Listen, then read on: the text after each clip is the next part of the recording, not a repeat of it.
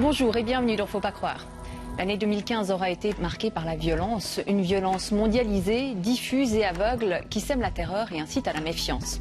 Une femme a peut-être trouvé l'antidote à cette morosité, pratiquer la bienveillance. N'y voyez rien de naïf, la bienveillance n'empêche pas la lucidité ni la responsabilité.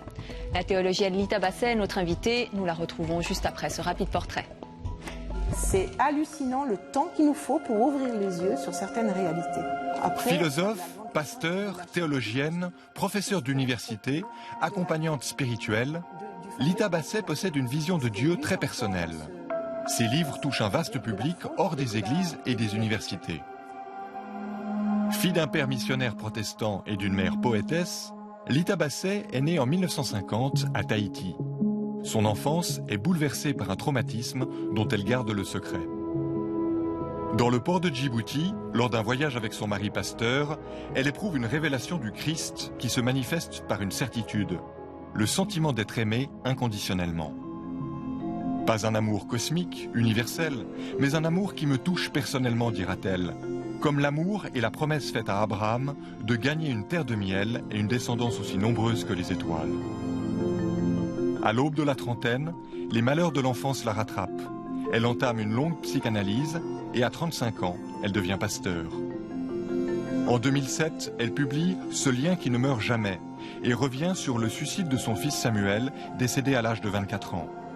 Elle transforme progressivement ses ténèbres intérieures en énergie vitale qu'elle offre aux autres. Pour elle, la vie n'a de sens que dans la relation à l'autre, au tout autre, au vivant. Sa mission ? Aider les gens à vivre en servant de canal au souffle de la bienveillance. Le péché originel devient pardon originel. Pour elle, Dieu nous accueille tels que nous sommes. Ses thèmes de prédilection sont les écueils de la culpabilité, le travail du deuil, la force du pardon et la joie d'aimer. J'ai entendu que du négatif jusqu'à présent sur la religion. Je baigne un peu là-dedans. En tout cas, chez moi, la religion, non, c'est du bourrage de crâne, c'est pas terrible. Et j'aime bien, du coup, entendre qu'elle elle nous explique d'une manière simple, en fait, la Bible et les Écritures, et je découvre. On a l'impression de quelque chose de très incarné chez elle. Alors, en effet, moi je trouve, on sent qu'elle vit avec ses tripes, c'est vrai, tout à fait. Puis dans ce sens-là, c'est pour ça peut-être qu'elle a une forte résonance chez les gens, parce qu'ils se reconnaissent là-dedans aussi, parce qu'elle-même traverse des chemins, j'allais dire. Elle se mesure avec son existence à cette parole, puis je pense que c'est ça qui encourage beaucoup les gens. Comment est-ce que vous la définiriez, vous, Lita Basset ? Oh, alors j'aimerais pas la définir, mais plutôt l'infinir. Je crois que c'est ça, c'est quelqu'un qui nous rend plus vastes.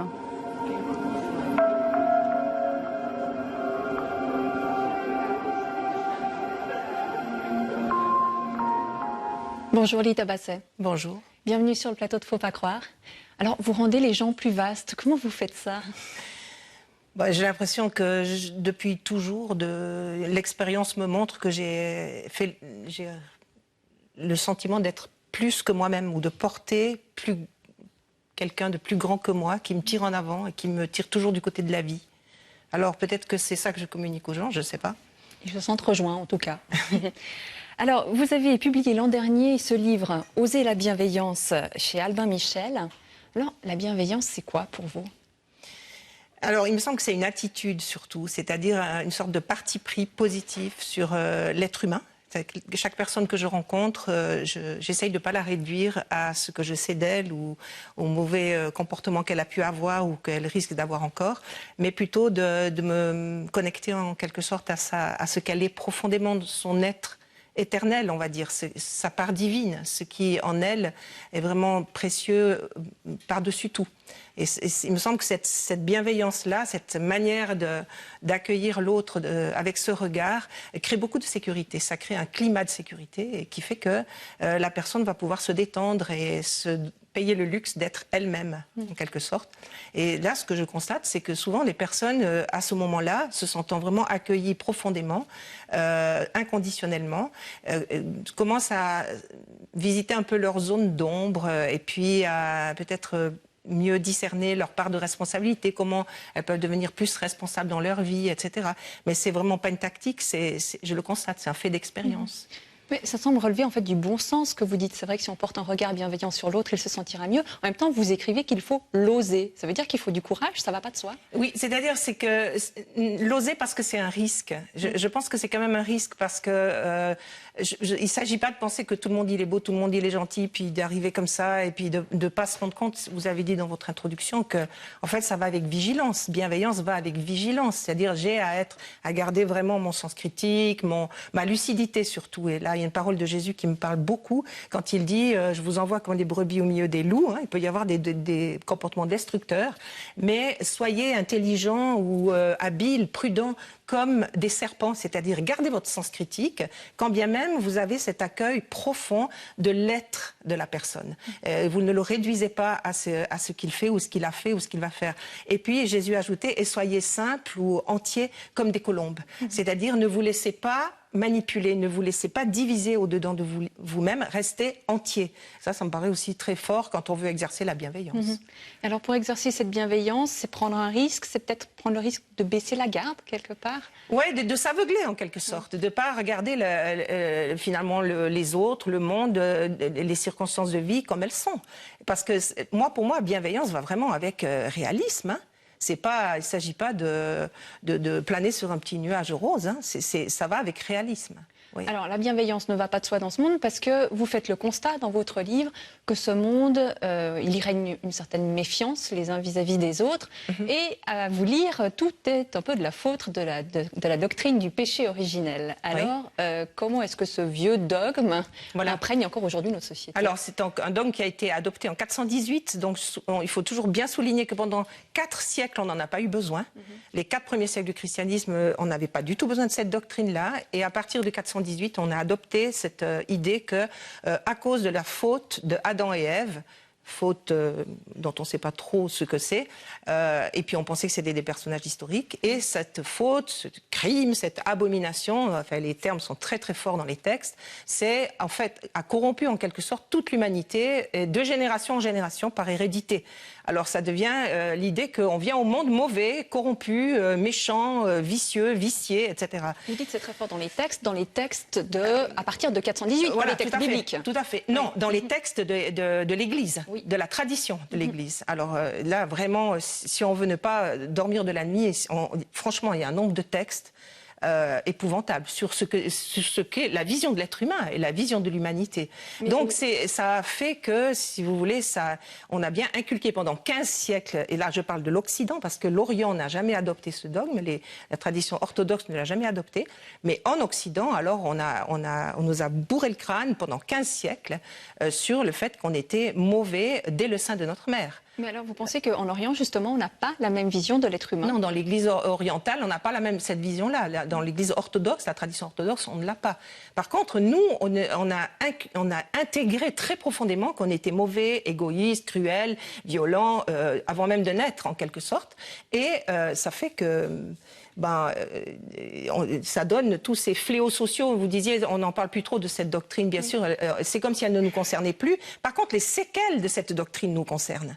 Et les séquelles, c'est vraiment ce que j'appelle, moi, des fléaux sociaux. Comme vous disiez, la méfiance. Alors, un chiffre.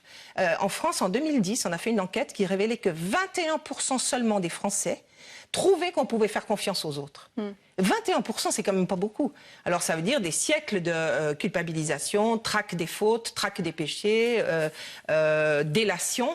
Et puis finalement déresponsabilisation, qui est un énorme fléau quand même, c'est la déresponsabilisation. Vous donnez un autre chiffre frappant dans votre livre, 2 enfants meurent chaque jour sous les coups de leurs parents. En France. Parce qu'il faut ajouter à ces fléaux sociaux la violence éducative. Mais quel lien entre la violence éducative et le péché originel? Eh bien justement, la violence éducative, elle se pratique dans le monde entier, ça on le sait, dans toutes les cultures, toutes les religions, mais par contre, disons, dans le christianisme, cette violence a été cautionnée, béni, encouragé par le dogme du péché originel qui disait il faut redresser l'enfant qui est mauvais dès sa naissance, il faut le remettre dans le droit chemin et on va traquer cette méchanceté dès le début.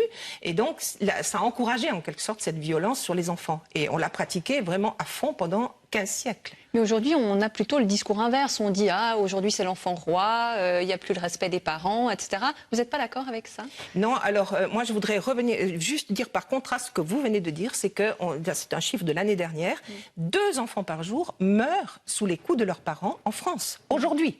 Pays de droits de l'homme, etc., etc. Donc 2 enfants par jour qui meurent sous les coups de leurs parents, ce qui veut dire qu'est-ce qu'il y a comme maltraitance derrière, encore aujourd'hui. On est très loin d'en être sorti. Alors, l'enfant roi, bon, pourquoi c'est une maltraitance à mes yeux? L'enfant roi, c'est une maltraitance psychologique, puisque quand vous ne donnez pas des limites à un enfant, que vous lui donnez pas de repères. Alors, fais ce que tu veux, n'importe quand, n'importe comment. Et finalement, l'enfant est complètement perdu et il n'acquiert pas son sens de sa sécurité, si on veut. Donc, c'est une forme de maltraitance. Alors, qu'est-ce qu'il faut faire? Est-ce qu'il faut revisiter notre histoire, justement? Est-ce qu'il faut aussi peut-être revenir sur les mots? Est-ce qu'il faut jeter le terme péché aux orties? Non, alors c'est ce que je ne fais pas, justement. Et là, j'ai beaucoup de peine à faire comprendre ça, que autant je trouve que la doctrine du péché originel est à jeter aux orties, et je suis de loin pas la seule à le trouver, et de grands théologiens l'ont déjà dit avant moi. Mais par contre, la réalité de ce que la Bible appelle le péché, elle existe, mais par contre, moi, je ne peux plus utiliser ce mot parce qu'il n'est absolument pas compris. Il est amalgamé avec cette doctrine du péché originel. Alors, qu'est-ce que c'est dans la Bible? C'est la non-relation avec l'autre, le péché. C'est tout simplement que quand je souffre trop, je me replie sur moi-même. En quelque sorte, je coupe la relation avec les autres parce que je souffre trop. Et donc, je me mets en situation de rupture de relation avec les autres petits a, mais aussi, selon la Bible, l'autre grand A, le tout autre. Et là, ça donne des comportements qui peuvent être très destructeurs et pour moi-même, et pour l'entourage. Parce que quelqu'un qui est muré dans son mutisme et qui est totalement indisponible aux autres, noyé dans son malheur et donc replié sur lui-même, on sait que ça fait des dégâts épouvantables, notamment chez les enfants. Donc pour sortir du péché, il faut s'ouvrir à l'autre. Alors justement, ce que dit constamment la Bible du début jusqu'à la fin, c'est que l'être humain est toujours capable de revenir à l'autre. Ils ont cette notion de teshuva en hébreu qui veut dire le retour. Et vous voyez que c'est pas moralisateur, c'est pas culpabilisant, ça dit simplement tu t'étais trompé de chemin dans le sens que tu es parti dans une impasse, tu t'es noyé un peu dans ton chagrin, dans ta douleur ou dans ton dysfonctionnement. Et maintenant, essaye de revenir à l'autre, à la relation. Teshuva, c'est le retour, le retournement ou le retour vers l'autre. Dès que je commence à réengager un dialogue avec un autre être humain, le petit A, il est porteur du grand A et quelque chose se passe. C'est ce que nous devons entendre dans notre société que l'on dit individualiste. Oui, mais elle est en train de devenir... moi, je trouve qu'on est en train de sortir de cet individualisme. Mais je pense qu'on va en parler un peu plus tout à l'heure. Absolument. Mais alors, pour revenir et clore avec le péché originel, on a compris que celui-là, vous vouliez bien le jeter aux orties. Par contre, il a quand même réussi à expliquer le mal pendant des siècles. Il a essayé d'expliquer le mal. Donc c'est Saint-Augustin qui l'a beaucoup poussé pour faire adopter ce dogme. Mais lui-même n'était pas satisfait de ça. Il a dit, j'ai cherché par tous les moyens à comprendre d'où venait le mal dans le monde, tellement il y avait de souffrance, tellement il y avait de malheur. Il y en a des pages et des pages dans ses œuvres. Et il dit, la seule explication que j'ai trouvée, c'est que tout est de notre faute. Et que donc, en fait, nous méritons l'enfer. Donc, c'est une explication avec la tête. Mais en réalité, ça ne résout rien. Et lui-même est resté tourmenté quand même avec ça. Lui qui a été un enfant maltraité. Complètement. Oui, il décrit la violence éducative quand on devait lui apprendre le grec et il décrit les instruments par lesquels on maltraitait les enfants, mais c'est de la véritable torture. Ouais. Alors vous, le mal, vous l'avez connu dans l'enfance, vous l'avez revécu à l'âge adulte par à-coups, et puis vous avez vécu ce deuil terrible de votre fils qui est décédé très jeune, qui s'est suicidé. Quand on a vécu tout ça, comment est-ce qu'on fait pour ne pas reproduire le mal? Et justement, moi, il me semble que, au fond, c'est moi, à l'âge de 33 ans, que j'ai commencé à me dire, mais ma pauvre fille, tu as vraiment des problèmes et tu portes quelque chose de vraiment que tu ne connais pas. Parce que j'ai une amnésie totale des 10 premières années de ma vie. Donc, c'était tellement violent et tellement insupportable et traumatisme que j'avais pu vivre que je les avais mis sous le couvert, comme font beaucoup de personnes. Puis là, ça a sauté, si vous voulez. Alors, comment je n'ai pas reproduit? Qui le sait jusqu'à quel point j'ai reproduit des souffrances qu'on m'avait infligées. En tout cas, ce qui est certain, c'est que je n'ai je constate que, c'est les chiffres qui le disent, l'écrasante majorité des personnes qui ont subi des grandes souffrances, maltraitances ou blessures pendant l'enfance ne les reproduisent pas. Ça, c'est un chiffre officiel. Et d'autre part, dès que c'est venu à la conscience, c'est sur des années, évidemment, c'est un travail très long, chaque fois que je faisais des prises de conscience, ça me faisait voir, au fond, comment j'avais pu dysfonctionner. Et ça me faisait, au fond, comprendre la racine de mon dysfonctionnement. Et du coup, ça me permettait de beaucoup moins reproduire plutôt des souffrances psychologiques. Je pense quand on est comme ça, donc inconscient de soi-même. La plupart des personnes qui ont été maltraitées sont résilientes, en fait, ne reproduisent pas. Par contre, la plupart des personnes qui commettent des crimes ou des choses qui font du mal, elles-mêmes ont subi un traumatisme. Alors ça, c'est l'autre chiffre qui est tout aussi avéré. C'est que les tueurs en série et les plus grands criminels sont tous des gens qui ont eu des enfances massacrées. Ça, c'est aussi des chiffres et c'est la réalité. Donc, il faut dire les deux. Heureusement que tout le monde ne reproduit pas ce qu'il a subi, parce qu'il n'y aura plus grand monde sur la Terre. Mais donc, en fait, il faut vraiment travailler sur cette question de la violence éducative si on veut c'est là qu'est l'avenir. L'humanité. Et en plus, c'est à longueur de page dans les évangiles. L'accueil de Jésus sur les enfants. Et si vous voulez vous rapprocher de Dieu, ressemblez aux enfants. Ça, on n'a quand même pas tout à fait entendu ça pendant 15 siècles. Alors, l'année écoulée a été marquée par la violence, je le disais en introduction, effectivement, par ces manifestations du mal, tout près de chez nous. Alors, je vous propose de revenir en images sur cette année, on en parle juste après.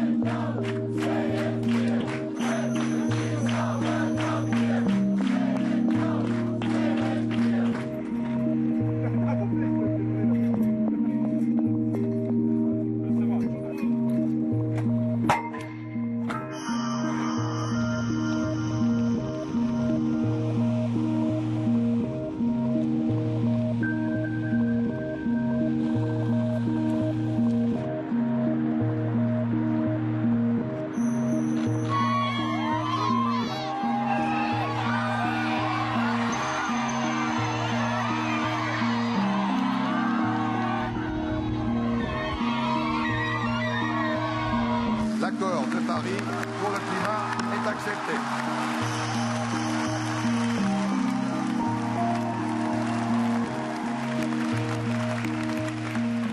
Alors des images de liesse, des images de tristesse aussi, et puis cette situation incroyable, les réfugiés qui sont accueillis en Allemagne sous les applaudissements, alors qu'en même temps, on sait que les partis d'extrême droite n'ont jamais été aussi forts en Europe. Comment est-ce que vous comprenez ce paradoxe ? Alors, il me semble que ça a toujours été, c'est une loi de la vie, que dès qu'il y a des forces de vie, et là, on en est témoin, c'est extraordinaire ce qui se passe actuellement. Il y a des forces de vie, de solidarité, d'accueil, de générosité. Ça déchaîne des forces de mort et de destruction. C'est une loi de la vie, ça a toujours été comme ça. Du temps de Jésus, c'était pareil. Dès que Jésus a publiquement commencé à guérir les gens, à les libérer, à les dire des paroles qui leur faisaient du bien, etc., dès le premier jour, on a cherché à le tuer. Ça déchaîne vraiment la violence. C'est fou, ça, c'est une sorte de loi universelle. Oui. Plus il y a de bien, plus il faut que... il y a des forces de mort qui existent, des forces de destruction. C'est présent dans toute la Bible et dans le Nouveau Testament. Bien, malgré le fait que Jésus était venu, on est tout à fait conscient de ces forces de mort, ces forces de destruction et d'hostilité, de violence. Ça vient en travers. Ces forces de mort, alors, on pense bien sûr à la terreur djihadiste. Est-ce que vous avez de la bienveillance même pour les djihadistes, les tabassades ? C'est une chose que j'ai même, dans certaines conférences, j'ai demandé est-ce que quelqu'un a prié pour les djihadistes dans cette salle. Il y a un grand silence. Parce qu'en fait, là, je suis influencée, mais ça me rejoint très profondément. Je suis membre de l'ACAT depuis à peu près 35 ans. C'est l'Action des chrétiens pour l'abolition de la torture. C'est très proche d'Amnesty International. On fait beaucoup de choses en commun. Et j'avais bien intégré depuis le début que non seulement on prenait la défense des personnes torturées, et on essayait de faire de la prévention, on luttait contre l'impunité, etc. Mais on priait aussi pour les tortionnaires. Parce que ce qui est sous-jacent à ça, c'est qu'on ne va pas s'en sortir on va s'en sortir tous ensemble ou on s'en sortira pas du tout. C'est pas de dire on enlève les pommes pourries du panier et on traite telle personne de monstre ou de cette personne ne mérite pas de vivre qui va résoudre le problème. Mais vous priez dans quel sens? Est-ce que c'est avoir de la bienveillance que de prier? Complètement. Oui. Parce que quand je prie pour quelqu'un qui ne m'est pas sympathique ou qui a fait des choses horribles, je me concentre, je me connecte profondément sur son être tel qu'il a été créé. Ça c'est mon enracinement chrétien, il a sa part divine au fond de lui-même, si elle est complètement dessous, et d'après les orthodoxes, on ne perd jamais l'image de Dieu. C'est un peu notre marque de fabrique, en quelque sorte. Et ça, prier pour une personne qui est dans cette situation-là, ou qui a ce genre de comportement, c'est vraiment me connecter à ses forces vives, à son potentiel spirituel, si on veut. Mais ça marche. Vous avez vu des gens qui ont commis des choses pareilles changer? Moi, j'ai pas prétendu ça pour des djihadistes, mais oui. Alors, il y a beaucoup d'exemples. Bon, on n'a pas le temps de les raconter ici, mais tout vous l'avez constaté. Tout à fait. Oui.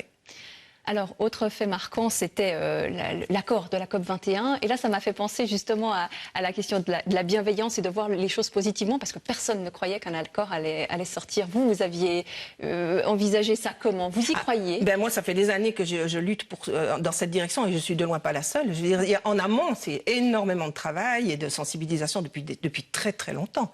Alors, je dirais, il y en a qui disent que c'est un sursaut de responsabilité. Pour moi, non. C'est une responsabilité de plus en plus grande d'un nombre de plus en plus grand de citoyens dans le monde, pas seulement en Europe, vraiment dans le monde entier. Et là, c'est ce que je vois, la civilisation qui est en train de basculer de l'autre côté. C'est-à-dire, pendant 15 siècles, on nous a dit, vous êtes coupable, vous pouvez faire que du mauvais, vous êtes bon à rien, etc., vous méritez l'enfer et tout. Heureusement que Jésus est venu, mais ça, on n'entendait même plus.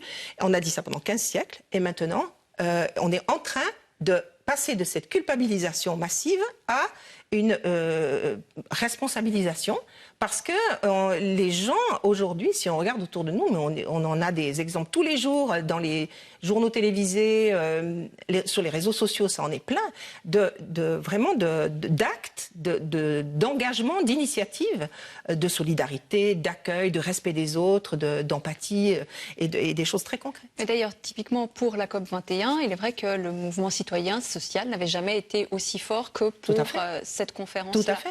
Quels sont les ferments de cette responsabilisation? Qu'est-ce qui, aujourd'hui, fait qu'on arrive à passer à ça, à changer, comme vous dites, de la culpabilité à la responsabilité? Alors là, vous me posez une colle. Mais c'est sûr qu'on est, en tout cas, là, je peux parler que de l'Occident. Mais il me semble qu'en Occident, on est en train de reprendre pied dans notre réalité humaine et de l'aimer. D'aimer notre réalité humaine, notre condition humaine, la société dans laquelle nous vivons, le monde dans lequel nous sommes. Et ça c'est vraiment un grand tournant. Parce que quand même, comme je reviens toujours avec ces siècles-là, ça a été quand même un sacré bourrage de crâne. Le monde était pourri, était mauvais, il fallait s'en éloigner le plus vite possible. Et il me semble que ça, c'est le bon côté de la sécularisation et du fait que les gens se déparasitent d'un certain enseignement de l'Église traditionnelle, c'est d'accéder à ce désir de responsabilité, de prendre les choses en main, d'exercer sa liberté, mais en respectant la liberté des autres. Il y a quelque chose il y a un enjeu énorme aujourd'hui. Et les jeunes, regardez les jeunes. Les jeunes, ils ont pas eu cette catéchèse. On peut le regretter, mais au moins il y a une fraîcheur et une envie que ça change, et ils en ont les moyens, je trouve. Enfin, quand on voit ce qui se passe actuellement, ça vous donne vraiment envie d'être optimiste? Moi, en tout cas, je trouve cette époque passionnante. Ouais. On est à 4 jours de Noël, alors j'ai quand même envie de vous poser la question, comment vous vous y préparez, vous, à cette fête? Noël, c'est l'incarnation, si on veut bien dire, d'un être humain qui vient dans ce monde et qui vraiment accède à 100% à sa part divine et nous montre le chemin. En quelque sorte. Alors, pour moi, c'est un chemin de bienveillance, franchement. Si je veux bien résumer ce qui a été dit du haut des cieux au berger dans l'évangile de Luc, là, paix sur la terre, etc., il est question il y a cette bienveillance qui ne peut pas s'incarner, on va dire, sur cette terre, si elle passe pas par moi, par vous, par les autres êtres humains. Donc, c'est des travaux pratiques tous les jours. C'est ça que ça m'inspire. Merci beaucoup Lita Basset d'être venue sur ce plateau. Et alors, il y a plusieurs choses à annoncer. D'abord, la parution d'un livre en janvier prochain chez Labor et Fides. Ce sera sous le titre « Vivre malgré tout ». Et puis, la formation que vous donniez à l'université de Neuchâtel en accompagnement spirituel se fait désormais sous l'égide de l'association Aspire. Et vous retrouverez toutes ces informations sur notre site internet fautpascroire.ch.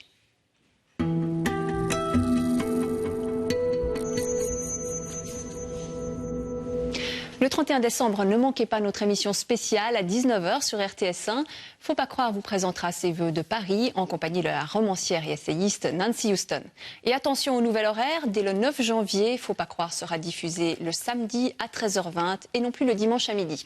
On se réjouit de vous retrouver très bientôt et d'ici là, toute l'équipe de Faut pas croire vous souhaite un très joyeux Noël.